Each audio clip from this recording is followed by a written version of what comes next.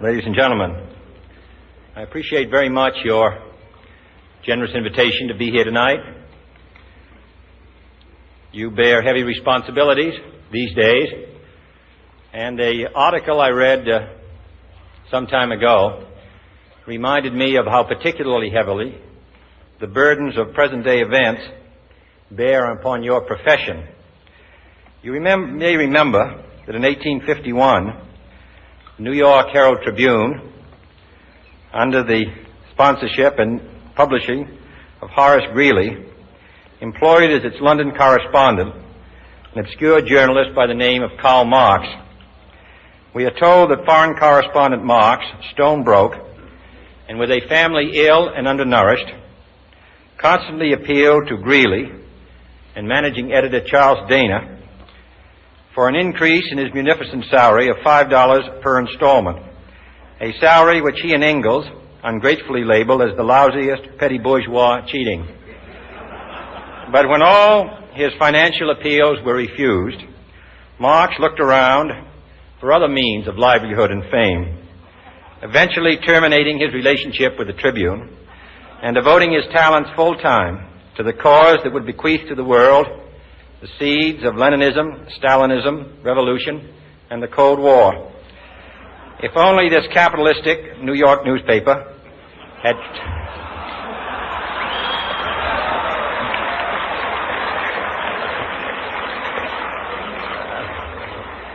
treated him more kindly, if only Marx had remained a foreign correspondent, history might have been different. And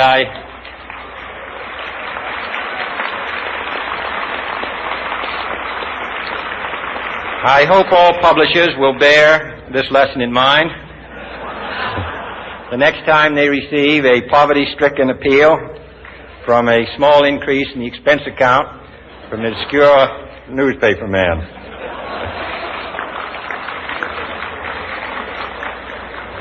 I have selected as the title of my remarks tonight, "The President and the Press." Some may suggest that this would be more naturally worded, "The President versus the Press," but those are not my sentiments tonight. It is true, however, that when a well-known diplomat from another country demanded recently that our State Department repudiate certain newspaper attacks on his colleagues, it was unnecessary for us to reply that this administration was not responsible for the press, for the press had already made it clear that it was not responsible for this administration.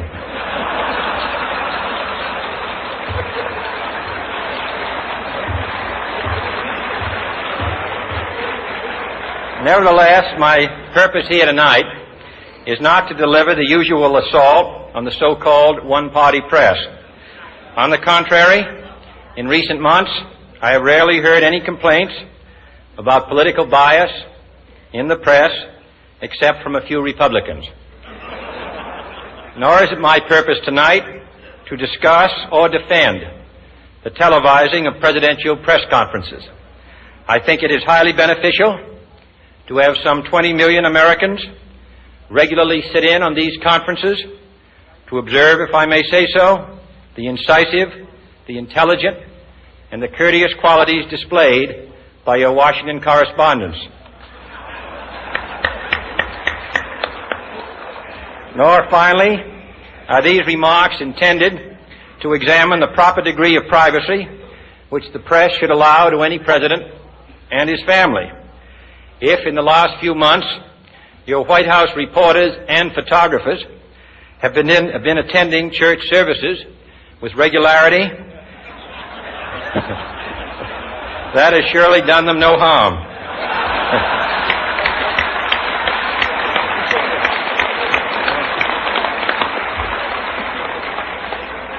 On the other hand, I realize that your staff and wire service photographers may be complaining that they do not enjoy the same green privileges, the local golf courses, which they once did.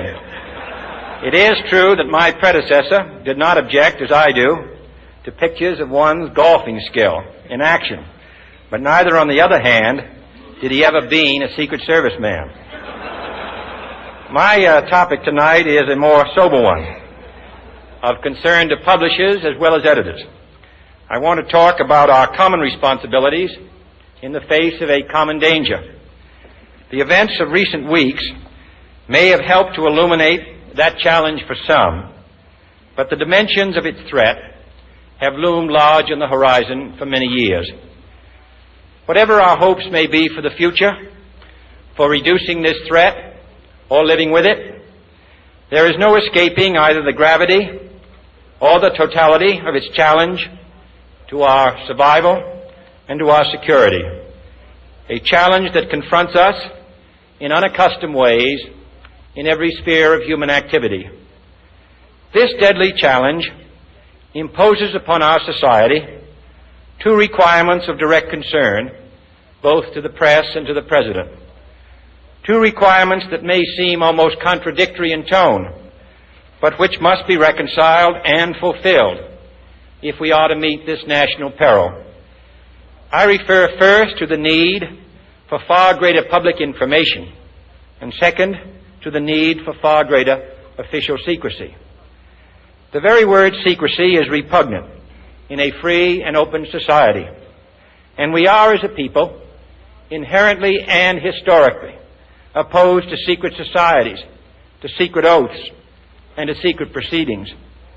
We decided long ago that the dangers of excessive and unwarranted concealment of pertinent facts far outweighed the dangers which are cited to justify it.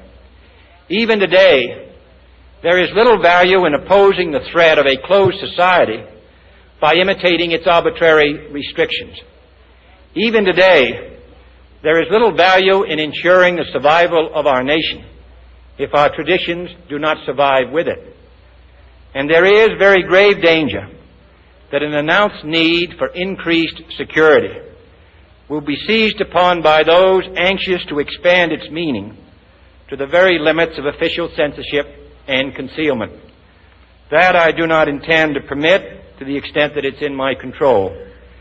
And no official of my administration, whether his rank is high or low, civilian or military, should interpret my words here tonight as an excuse to censor the news, to stifle dissent, to cover up our mistakes, or to withhold from the press and the public the facts they deserve to know. But I do ask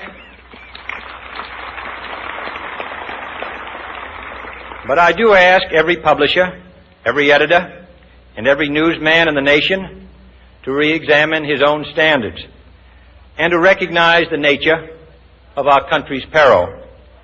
In time of war, the government and the press have customarily joined in an effort based largely on self-discipline to prevent unauthorized disclosures to the enemy. In times of clear and present danger, the courts have held that even the privileged rights of the First Amendment must yield to the public's need for national security. Today, no war has been declared, and however fierce the struggle may be, it may never be declared in the traditional fashion. Our way of life is under attack. Those who make themselves our enemy are advancing around the globe. The survival of our friends is in danger. And yet no war has been declared. No borders have been crossed by marching troops. No missiles have been fired. If the press is awaiting a declaration of war before it imposes the self-discipline of combat conditions, then I can only say that no war ever posed a greater threat to our security.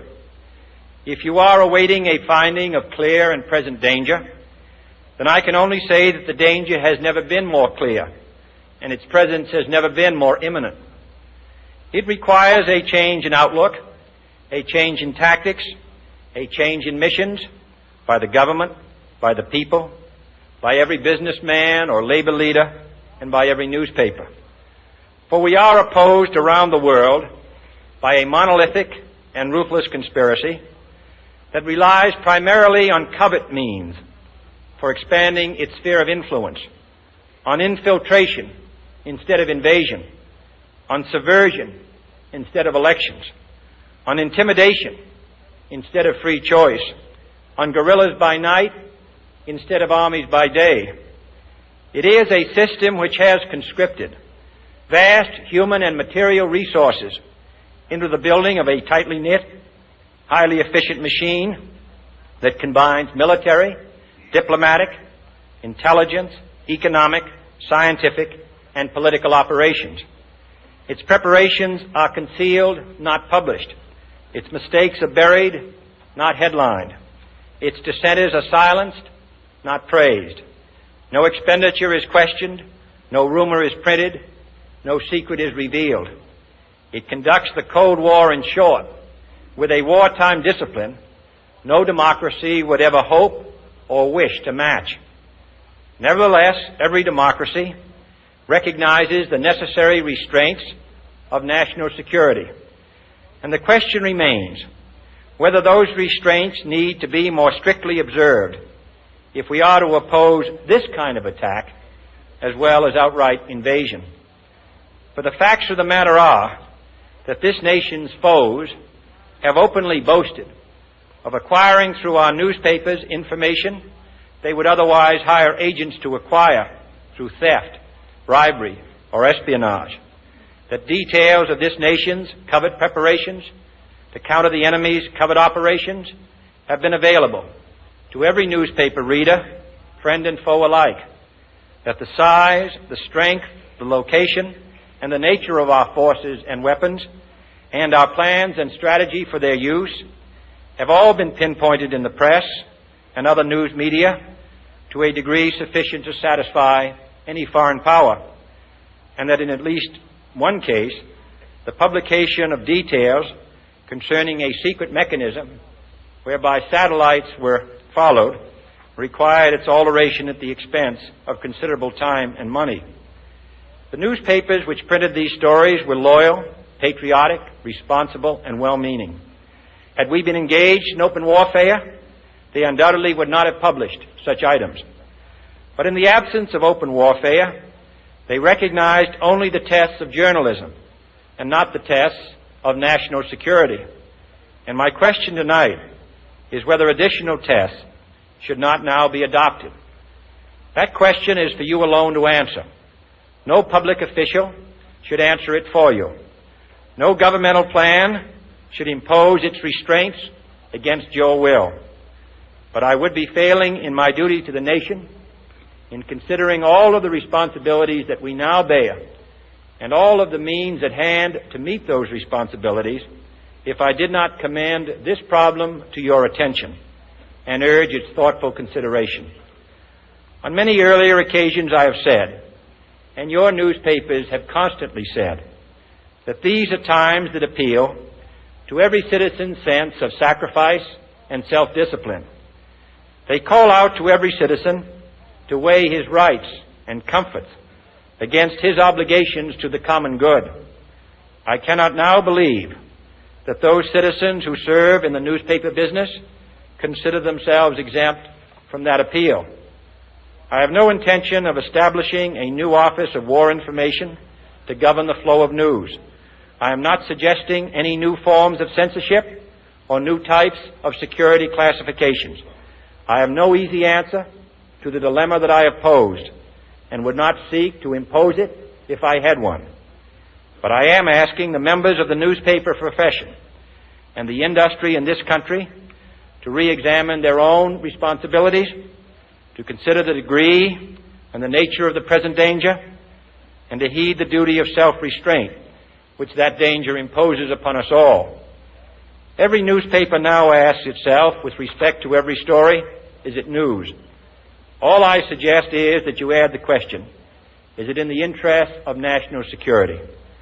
And I hope that every group in America, unions and businessmen and public officials at every level, will ask the same question of their endeavors and subject their actions to this same exacting test. And should the press of America consider and recommend the voluntary assumption of specific new steps or machinery, I can assure you that we will cooperate wholeheartedly with those recommendations. Perhaps there will be no recommendations. Perhaps there is no answer to the dilemma faced by a free and open society in a cold and secret war. In times of peace, any discussion of this subject and any action that results are both painful and without precedent. But this is a time of peace and peril which knows no precedent in history. It is the unprecedented nature of this challenge that also gives rise to your second obligation, an obligation which I share, and that is our obligation to inform and alert the American people, to make certain that they possess all the facts that they need and understand them as well, the perils, the prospects, the purposes of our program, and the choices that we face. No president should fear public scrutiny of his program, for from that scrutiny comes understanding, and from that understanding comes support or opposition, and both are necessary. I am not asking your newspapers to support an administration, but I am asking your help in the tremendous task of informing and alerting the American people. For I have complete confidence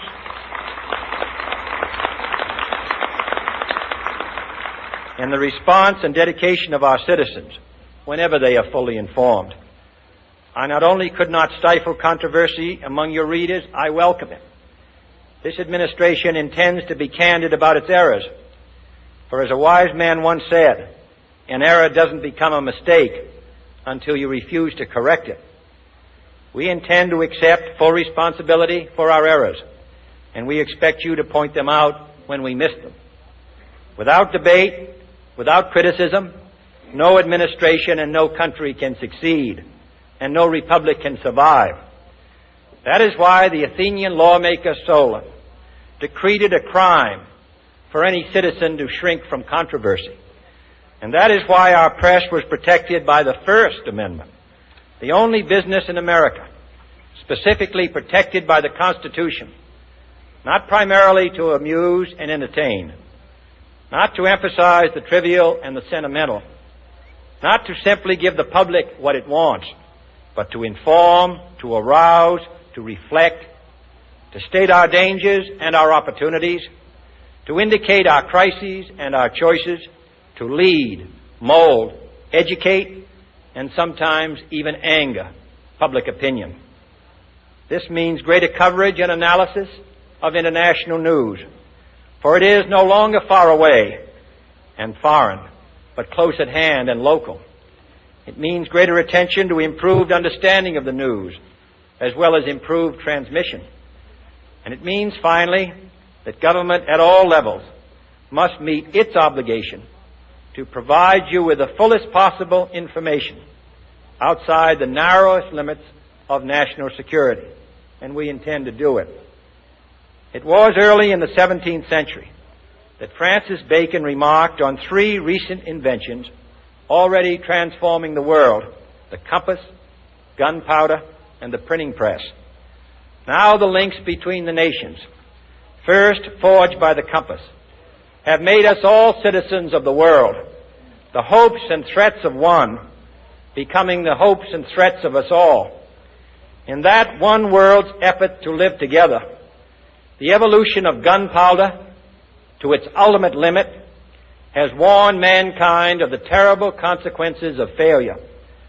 And so it is to the printing press, to the recorder of man's deeds, the keeper of his conscience, the courier of his news, that we look for strength and assistance, confident that with your help, man will be what he was born to be, free and independent.